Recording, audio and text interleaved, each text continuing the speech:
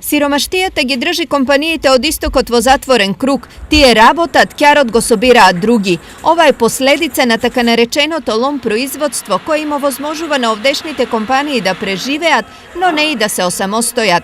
Речиси 90% од нив не се подготвени да започнат со сопствено брендирано производство. Финансирањето во брендови е една сложена операција и финансиски скапа инвестиција, која што инвестирањето у брендови чини ми се дека се уште не се созреани условите за да тоа се направи. Дел од проблемот е и отсуството на вистинска соработка со партнери од странство.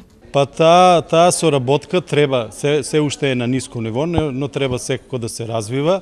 Има некои почетоци на развиток за соработка со странските компании и сметам дека во наредниот период таа ќе се ажурира.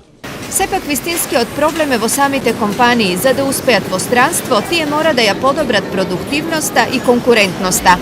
Подигање на конкурентноста, значи изнаоѓање на начини како да се подигне конкурентноста на тие компании, односно малите и средни фирми, се со цел нели за да бидат подготвени со конкурентни производи, да може да ги пласираат своите производи надвор на странски пазари. Во суштина извозните активности на компаниите се поттикнати и со тоа што као комора соработуваме со коморите од Европската унија, од регионот и пошироко. Инаку минатата година државата остварила вкупен извоз од 4,9 милијарди долари, од кои 76,6% се во земјите од ЕУ. Најголем дел од овој извоз отпаѓа на работна сила. На извоз на храна и преработки отпаѓа 388 милиони долари.